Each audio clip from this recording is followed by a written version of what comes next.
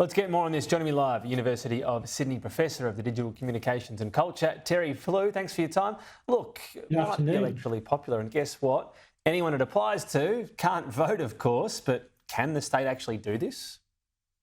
Well, there will be a constitutional challenge to this, I would imagine, because under the Australian Constitution, communication is generally taken to be a federal government responsibility. So the question of whether a state government can impose a ban on use of social media platforms for children aged 14 or under at a state level is going to be legally challenged, I would think. All right, so that's the first issue. Look, maybe it gets over that. The other one is actually applying it. I mean, you don't generally need proof of ID to be 14. Sure, you can be 16. I think maybe you get your Ls when you're 15 in South Australia from memory. You can be 18 and requiring that. But what are you going to show that you're 14? I think that's going to be the other challenge. It's one thing to apply bans on the use of mobile phones in schools, but the challenge is that you actually have to have some kind of verification system operating from the phone itself.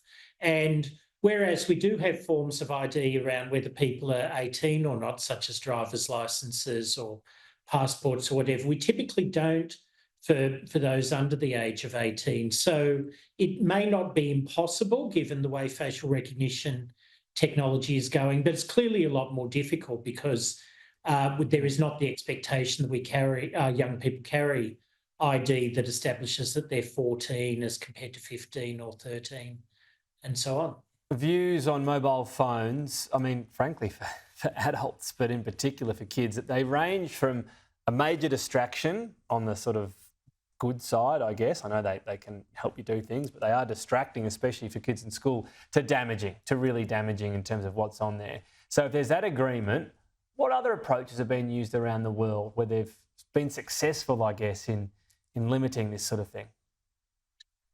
Well, part of the issue is around the content side. So if you look at the major platforms that young people use, you can apply restrictions to the kind of content that's available there. And I dare say content that's not suitable for a 14-year-old may also not be suitable for an adult. So the provisions of the Online Safety Act in Australia and similar legislation in the UK, the European Union, and so on, put some pressure on platforms to manage the sort of content that's available to young people. It's difficult to do what we historically have done with cinemas, which are to say that you have to be a certain age in order to see a certain type of film, because the question of who does the verification is a challenge. It is something that's being explored all around the world, and there's certainly a lot of public support for initiatives along these lines in Australia. But the practicalities as well as the legalities will be the challenge. I guess as well, you know, whatever evils people managed to get themselves into when they were 13 and got to an MA movie, well, it pales into significance or insignificance when it comes to what's online. What about the data risk? Because we've seen there's a big targeting of underage kids in terms of blackmail, sadly, and things involving sexting and so on. Is there a data risk element to this too? There is certainly a data risk, but there's a data risk to all aspects of using the internet and social media. I think the particular issue here may be around what you provide for age verification.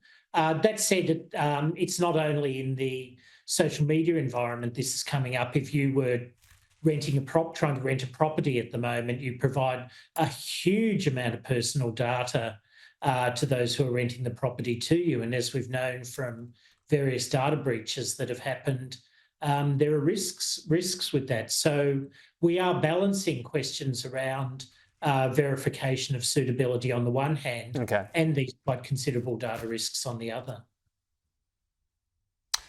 All right, Professor Terry Flew, thank you. Wrestling with that issue, as state government is in many around the world as well.